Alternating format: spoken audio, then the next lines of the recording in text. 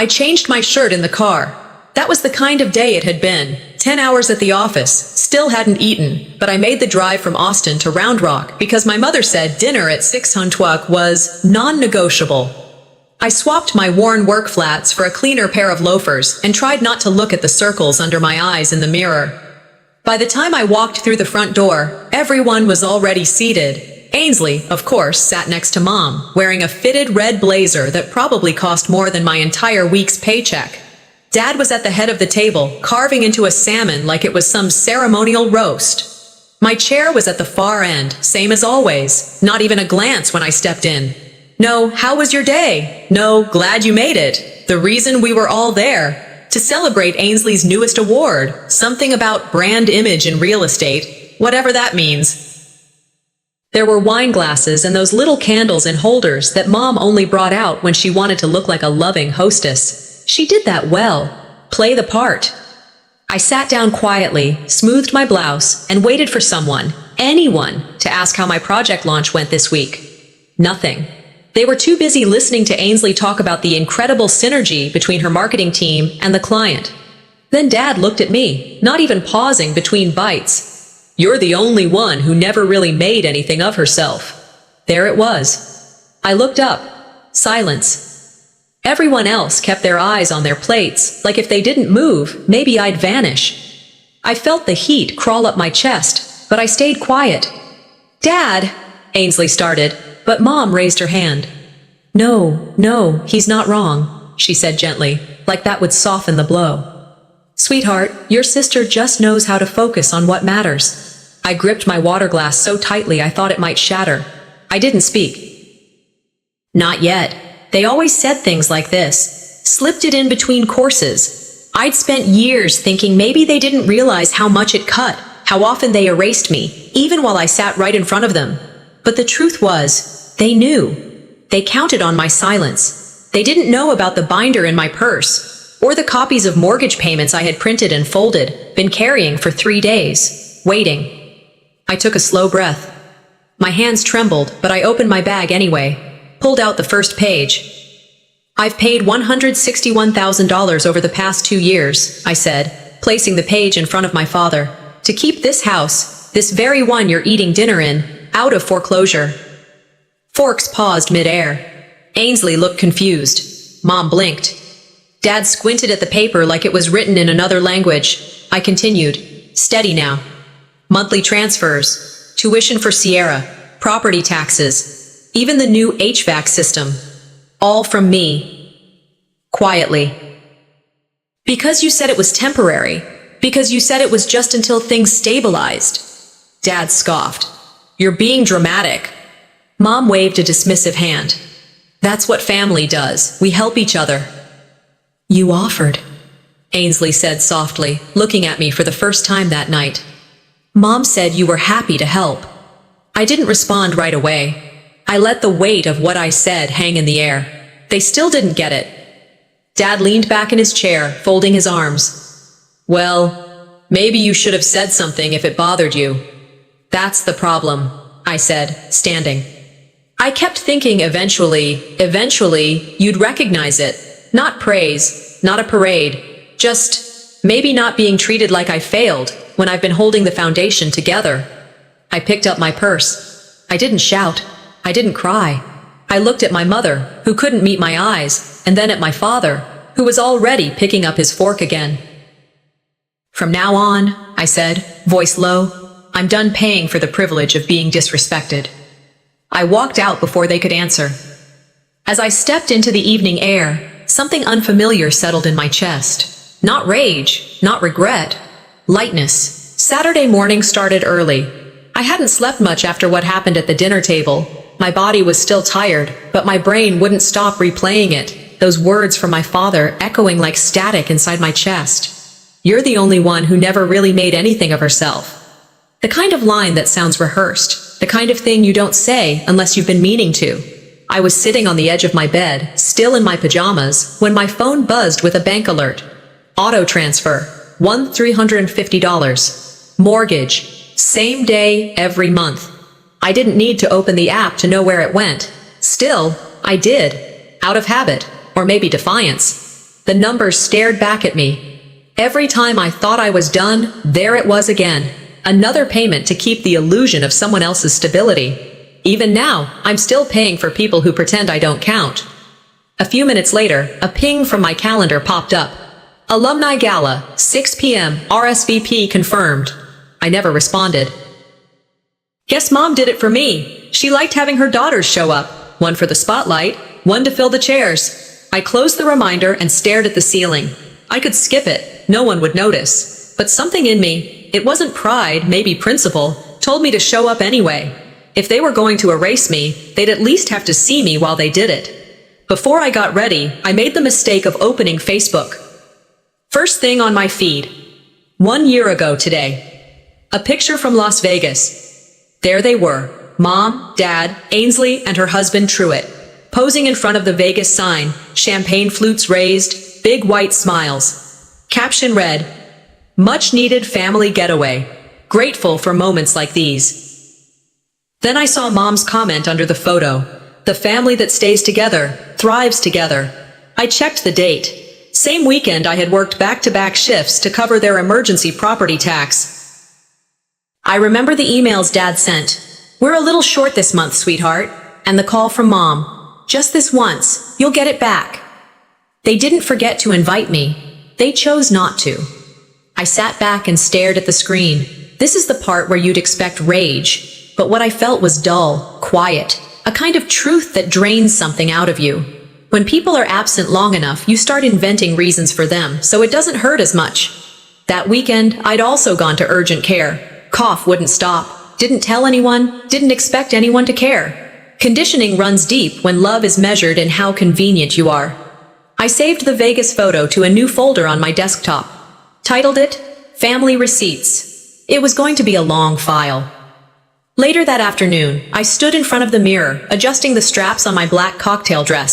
It was rented, still had the barcode inside the seam, minimal makeup, hair tied back, simple earrings.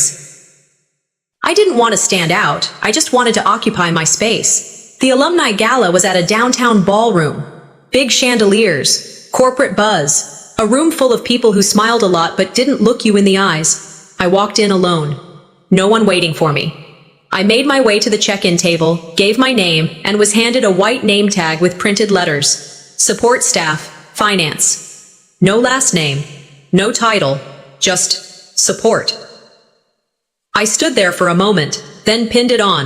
Across the room, a giant banner hung near the stage. Keynote speaker, Ainsley Grable. My sister. Of course. A woman I vaguely remembered from school walked by and said, "Oh, are you helping organize this? You look so official." I didn't correct her. I just said, "I guess I am." There was something clarifying in that moment, like when you stop expecting the sky to be blue and just accept it's going to rain. I found a quiet corner, grabbed a drink, and watched Ainsley give her speech. She thanked her mentors, her husband, her children, her team. Then, most importantly, to my family, thank you for your unconditional support. She never even looked my way. And for the first time, I didn't feel sad. I walked over to the drink bar, took off my name tag, and placed it face down on the marble. Like a resignation letter no one would ever read. I left before the closing toast. No one stopped me. Outside, the air was cooler than I expected. I walked slowly to my car, still holding the clutch bag I hadn't opened all night. Halfway home, I pulled over into a gas station lot. Sat in the car, opened the banking app again, tapped into the settings for recurring payments. Cancel transfers to Merrick Dunst and Velma Carrington? I held my thumb over the button, but I didn't press it. Not yet. I wasn't done collecting everything first. Work had become my quiet place, the only space where I wasn't someone's shadow or someone's utility. I was just Lakin, keyboard strokes, data models, results. No judgment, no comparison, just numbers that added up. I was checking a report that morning when my phone lit up. It was a number I hadn't saved, but I recognized the area code. When I answered, a familiar voice greeted me. Mrs. Hendricks, our old neighbor from 2 houses down. "I just wanted to say I was sorry about Mr. Price," she said. "The memorial's this afternoon, at Trinity on Main." Mr. Price had been part of my childhood. He gave out the best Halloween candy, always remembered my birthday, once gave me a math book just because he noticed I liked puzzles. I cleared my throat. Yes, I know, I'll be there. Except I didn't know. Not until now. She said, I figured your family would have told you. They've been planning it for weeks. I smiled, lied, thanked her, and hung up. Then I checked my inbox. Searched Price Memorial, found the forwarded chain, every name listed. Mom, Dad, Ainsley, even Truett, but not me, not even in CC. I stared at it longer than I should have, not because I was surprised, but because the absence had stopped hurting. It had become expected, routine. That's when it hit me. Not only was I out of the loop, I was officially out of the family. Later that day, I showed up at the memorial in a plain black dress. I kept my distance from the front rows, paid my respects quietly. After the service, I stepped into the reception area and spotted Mom in a cream sweater, laughing with a group of old friends. She caught my eye and waved me over. This is Ainsley's friend from Austin, she told them.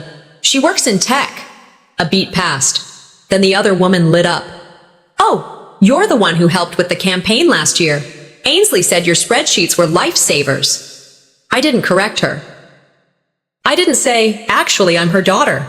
I didn't say anything. I just smiled, nodded, and walked away. Out the side doors, down the church steps, into the parking lot. That's when the words formed in my head, words I hadn't said out loud in years. When someone's absence hurts long enough, you start making excuses for them, so you don't hate them. I sat on the steps a while, remembered birthdays where my name wasn't on the cake, college graduation, where they framed Ainsley's photo, but not mine. The wedding I paid for that I wasn't mentioned in. I wasn't forgotten. I'd been replaced. At home that evening, I opened my laptop, pulled up emails, group texts, threads. Every time I had offered help, every time I was excluded, every bill I paid without a thank you, every memory that had been repackaged to exclude me. The pattern was clear. All the emails went to them, not me. Every invite, every plan, every photo album, every committee. I wasn't part of the family. And I was a background process. So I created a folder, named it The Erasure Files. Inside, I started saving PDFs, screenshots, forwarded messages, every digital fingerprint of the truth. They didn't lose me. They edited me out. That night, I sat on the couch with my phone in hand. I typed out a message to Mom. Was I supposed to be at the memorial? I deleted it. Typed another. Why do you keep forgetting I exist? Deleted that too. Then I opened a new document. Title, Statement of Accounts. No more asking, no more waiting to be seen. I wouldn't beg to be remembered. I was preparing to make sure they couldn't forget. Sunday mornings used to be slow. Coffee, laundry, maybe some emails if I had the energy. But this one hit different.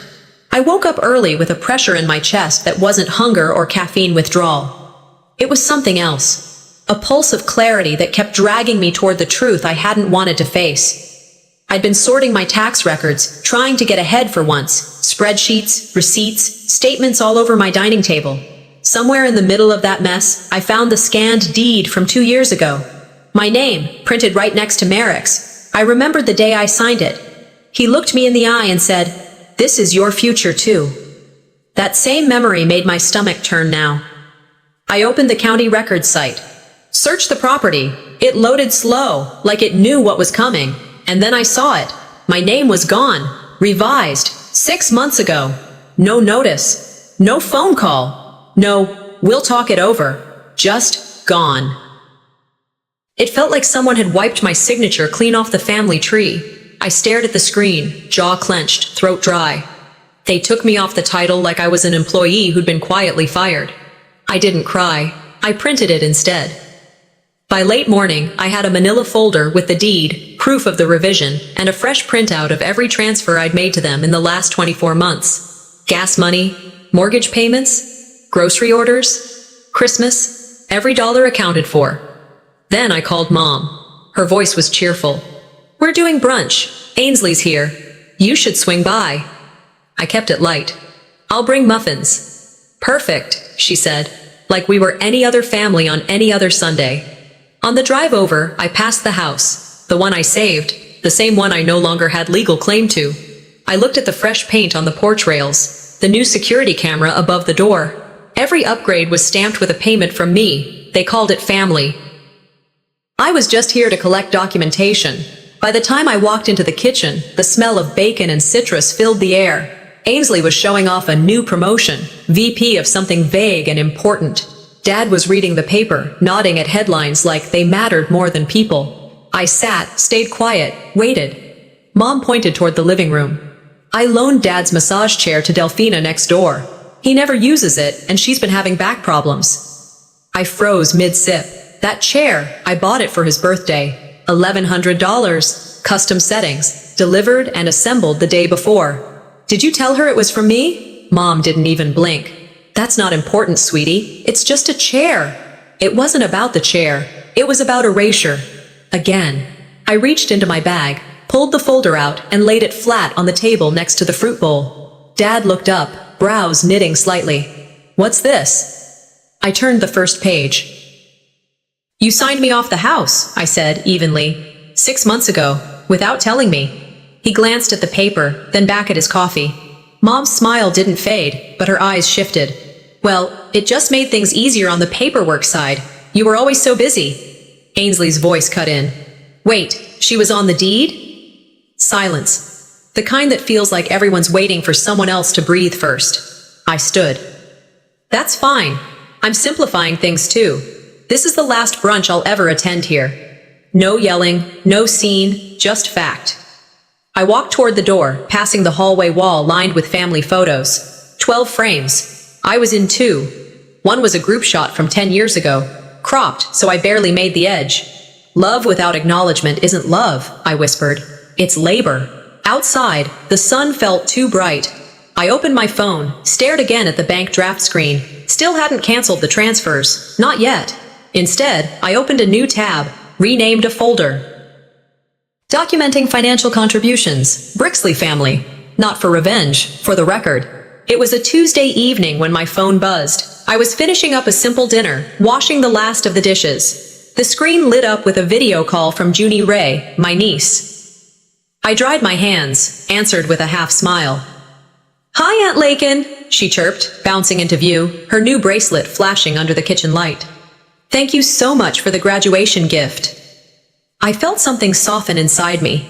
At least she remembered. I'm glad you liked it, I said. Did you get the note I sent with it? She tilted her head. Note? There was a beat of silence. Then she added, Grandma said it was from her. She said you just helped order it online 'cause you're good at money stuff. In the background, I saw Velma moving through the hallway, not making eye contact, pretending not to hear. I kept my smile up for Junie. Well, I'm just happy you're happy. She blew a kiss and logged off, and the call ended. The silence that followed felt heavy, not quiet. Like the kind that settles after someone slams a door. I didn't cry. That phase passed a long time ago. What I felt now was emptied out. Something quietly torn loose, and no one noticed the sound. Later that night, I sat down on the couch with a blanket and let myself remember the birthday party. Junie's 7th. I hadn't been able to make the drive that year, so I ordered a custom cake shaped like a chemistry set, with beakers and edible flames. I sent 3 science kits wrapped in bright yellow ribbon. At the party, Ainsley had stood up in front of everyone and said, "This is from all of us," and no one corrected her. The next day, Velma posted a family photo. So grateful for everyone who made this day special, the caption read. Everyone tagged, but me. You start to feel like a shadow with a bank account. It wasn't about the credit. I didn't want applause, but I wanted not to be erased. That's the part no one ever understood. Later that night, after the bracelet call, I texted Junie. What was your favorite part of your graduation day? She sent back a voice message. Grandma said you're like a magic fairy. You help pay for everything but don't need to be seen. It wasn't mean. She didn't say it with any cruelty. It was innocent. It was honest. And that's what made it burn. They've trained her to see me the same way they do. Useful, but not necessary. I put the phone down and stared at the ceiling. Another generation brought into the pattern. It wasn't about the money. It was about the silence I kept paying to keep.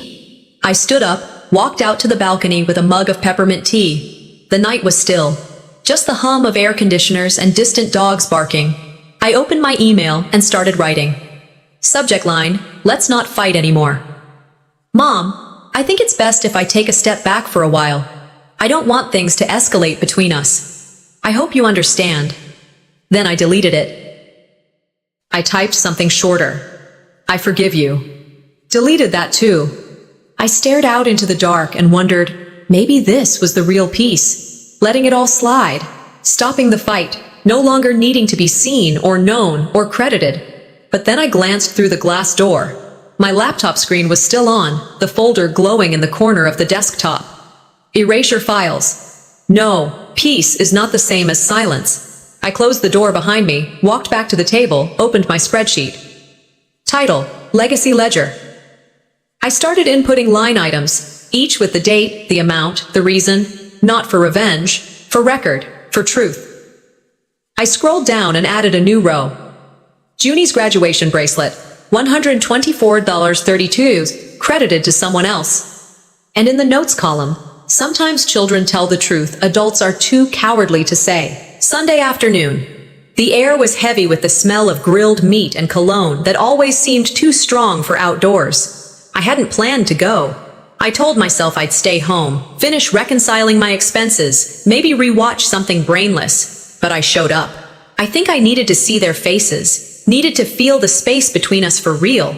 I didn't bring wine or a smile, just a Tupperware dish, rosemary chicken with roasted garlic. Something I learned to make from watching Mom when I was 10, before she decided I was the practical one and handed all the cooking attention to Ainsley. When I walked into the backyard, Ainsley was already there, in a sundress she probably bought just for today, laughing loud enough to be heard from the street. She handed off a tray of frozen spinach puffs to someone and immediately got praised for her thoughtfulness. Velma barely looked up. "Oh good, Lakin," she said. "Just set that down on the end there." She pointed to the fold-out card table by the bushes. The real buffet, the one everyone was taking pictures of, sat on the patio, beneath string lights and a banner that read, "Family First."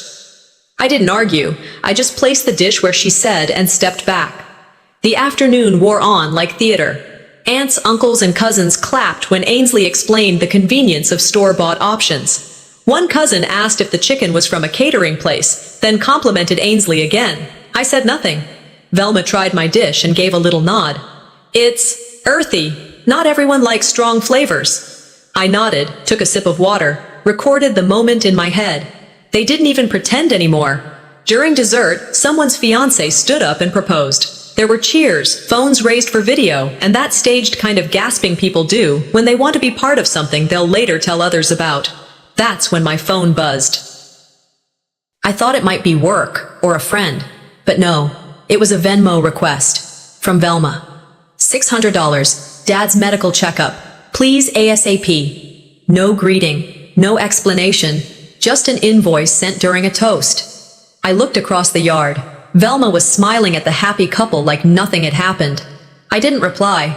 Instead, I opened my banking app and took screenshots of every transfer I'd sent over the last 6 months, labeled each one, labeled them for myself.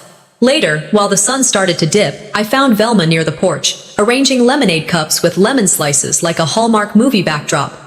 "Mom," I said calmly, "I saw your request." She didn't look surprised. "Oh, just routine. You've always been so helpful." "That wasn't a request," I said. "That was a test." Her hand paused mid-reach. She blinked, smiled thinly. "I thought we understood each other." "We do," I said. "You expect me to give and stay quiet. That's the arrangement." "That's what you're afraid I'll break." She looked at me the way people look at something they didn't expect to talk back. I left before the next round of cupcakes hit the table. At the exit, I grabbed a napkin from the drink cart, borrowed a pen, and scribbled a note.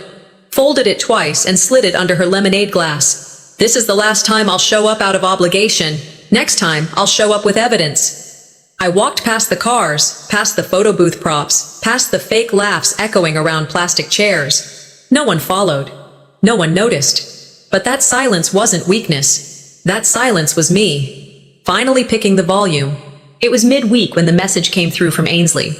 "You should come to the gala Thursday. Support the family brand, you know?" She didn't ask. she suggested, like it would reflect poorly on me if I didn't show up. Like my absence would be the embarrassment, not the years of being left off the very materials they were celebrating. I showed up anyway, neutral-toned dress, hair pulled back, light makeup. Not to stand out, just to witness. The country club lobby buzzed with donors and polished name tags. I walked past the welcome table, my name not on any list, but I knew how to slip into spaces quietly. That was my talent. Being invisible without disappearing. Then I saw it. A banner 6 feet tall stretched across the wall near the ballroom doors. Grable Family Foundation, built on family, powered by vision. Underneath, a photo. Ainsley, smiling wide, next to me, my image, cropped close, mid-laugh, used without permission, and not a single credit. I stared at it for a long beat, not because I was shocked, but because I wasn't. Inside the room, music played. Waitstaff passed hors d'oeuvres, guests buzzed about legacy and impact. I took a slow lap around the perimeter, my heels muffled by thick carpet. Near the kitchen door, I paused to text a friend when a man in a blazer approached me, holding an empty glass. "Excuse me," he said, not looking directly at me. "Could you bring out more glasses? We're low at table 6. I blinked, then nodded. He walked away before I could say anything. Or maybe I didn't want to. I didn't correct him. That wasn't offense. That was confirmation. They didn't just erase me from the story. They replaced me with someone who still did the work, just without the title. I walked toward the back corner of the room where a small podium stood beside the silent auction table. Ainsley was standing there, laughing with a group of donors. Velma hovered behind her, basking in the second-hand attention. I took out my phone and snapped a picture of the banner, sent it to a lawyer friend with the note, "Never signed a media release." As I turned to leave, Ainsley caught me. "Oh, you saw the display?" she said, bright and oblivious. "You looked great in that photo." I looked her straight in the eye. "It's the only time you've ever published my image, and of course, not my name." She opened her mouth, but I was already walking away. I passed the check-in desk and pulled an envelope from my bag, slid it to the woman behind the table. For the keynote speaker. Inside that envelope was a copy of the Grable Foundation's actual financial trail, payments made from my accounts, dates lined up with the foundation's launches, matched with every event they claimed as self-funded. I added a sticky note, in case you want to know who's really powering this vision. Then I left. No goodbye. No dessert. In the car, I rolled down the windows and let the wind hit my face, calm but electric. I opened the legacy ledger on my phone, scrolled to the bottom, added a new entry. Unauthorized use of photo, gala sponsorship display. And then one more line. Foundation launch, $3,800, reimbursed from my account over 3 months. I zipped the file and backed it up to my cloud drive. New folder, release if slandered. They weaponized image. I weaponized truth. The sky was clear that evening, the kind of sunset that felt designed for wedding photos. I parked farther than necessary, just to walk a little. I wasn't in a rush. The truth doesn't hurry. The venue was beautiful. It should have been. It cost over $4,000. I knew that because I paid for it. Not directly, of course. That would have required acknowledgement. But I'd seen the bank line item. Venue payment, Amanda and partner. I'm neither Amanda, nor did I bring a partner. My name wasn't in the program. Not under family, not in the thank you list. Just omitted, clean and efficient. I took my seat in the back row and watched the string quartet tune up. The aisle was lined with white rose petals. I scanned the caterers, the floral centerpieces, the custom signage, the monogrammed menus. I'd helped fund every detail, quietly, consistently. Dad was near the bar, laughing too loud with a man in a suit. Velma was already giving orders to the servers, hand gestures sharp and rehearsed. She thrived in logistics. She'd turned my reliability into her brand. Dinner was served inside the main hall. I ate slowly, barely tasting anything. Then Sierra stood and tapped her glass. "I just want to say how grateful I am to everyone who helped make this day happen, especially my parents. None of this would have been possible without them." Applause. I raised my glass but didn't sip. Then the slideshow began. Childhood memories, prom pictures, graduation caps, engagement shoot, and family photos. Dozens of them. I wasn't in a single one. It wasn't that they forgot me. They learned how to celebrate while erasing me. The first dance came and went. Then the music shifted. the floor opened, and the room became a blur of laughter and clinking glasses. I stood from my chair, walked calmly to the DJ booth, and leaned in. "Would you mind if I say a few words?" He looked at me, hesitated, then nodded. I took the mic. My voice wasn't loud. It didn't need to be. "Before we celebrate any further, I'd like to give a gift." I walked to the gift table, lifted the binder from my bag, and placed it square in the center. It was thick, leather-bound, labeled simply, Brixley Family Financials. In this binder are 2 years of payments, every mortgage installment, every tax penalty covered, every tuition check and repair bill paid from my account. A few people stopped dancing. Conversations dipped. I opened it to the flagged page. Venue payment, $4,200, March 17th, Amanda and partner. Sierra froze. Mom's smile stiffened. Dad stepped back, face unreadable. A murmur rippled through the crowd. "This isn't about money," I said.